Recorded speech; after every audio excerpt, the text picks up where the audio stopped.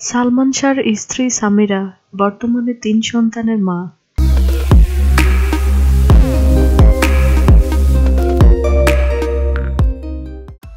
বাংলাদেশ চলচ্চিত্রের ৯০ দশকের অন্যতম শ্রেষ্ঠ ও সুদর্শন নায়কের নাম সালমান শাহ।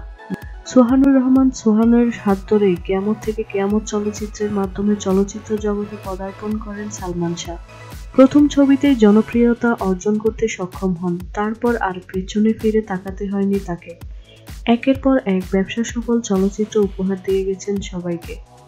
সবারই স্বপ্ন ছিল যে এভাবে বুঝি সালমান শাহ তার দর্শকদের হিট হিট ছবি উপহার দিয়ে যাবেন, কিন্তু সেই স্বপ্ন সবার পূরণ হলো না। প্রিয় নায়কের অকাল মৃত্যু সবার স্বপ্নকে চূর্ণ বিচূর্ণ করে দিয়েছে এবং তার মৃত্যুর রহস্যটি এখনো অন্তরালেই রয়ে গেছে।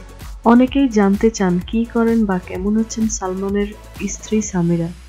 ফেসবুকে চলচ্চিত্র বিষয়ক আইডি ও পেজে সালমান ভক্তরা ও সামিরাকে নিয়ে নানা স্ট্যাটাস ও ছবি পোস্ট করেন। সেসব পোস্টে দাবি করা হয় টলিউডের শাহরুখ গৌরি হতে পারতেন সালমান ও সামিরা। এদিকে খোঁজ নিয়ে জানা গেছে সালমান শাহর স্ত্রী সামিরা এখন থাইল্যান্ড প্রবাসী। সালমানের মৃত্যুর কয়েক বছর পরেই তিনি বিয়ে করেছিলেন মুস্তাক ওয়াইজ নামের এক ব্যবসায়ীকে। তাকে নিয়ে থাইল্যান্ডে পেতেছেন নতুন সংসার। বেশ সুখে আর জৌলুসের জীবন নিয়েই আছেন তিনি। সেই সংসারে ৩ সন্তানের জননী সামিরা। বড় ছেলে ও ২টি মেয়ে রয়েছে তার।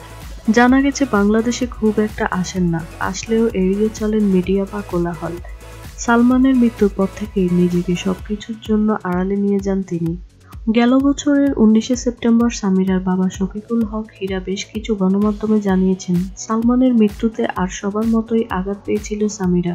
সবাই নায়ক হারানোর ব্যথায় কেঁদেছিল, আর আমার মেয়ে কেঁদেছিল বিধবা হওয়ার যন্ত্রণায়। সেই কষ্ট কেউ কেউ বোঝার আগেই তাকে নিয়ে নানা রকম অপবাদ ছড়ানো হলো।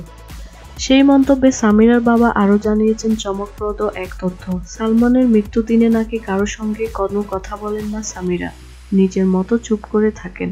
সালমানের মৃত্যু নিয়ে তিনি আজও মেনে নিতে পারেননি, মানতে পারেন না সালমানের সাবেক স্ত্রী শব্দটিও।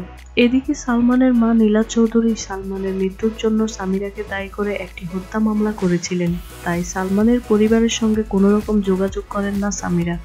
সালমান শাহ মাত্র ২১ বছর বয়সে তার মা নীলা চৌধুরীর ঘনিষ্ঠ বান্ধবীর মেয়ে সামিরাকে বিয়ে করেন। সেই সময় আলোচিত দম্পতি ছিলেন সালমান সামিরা।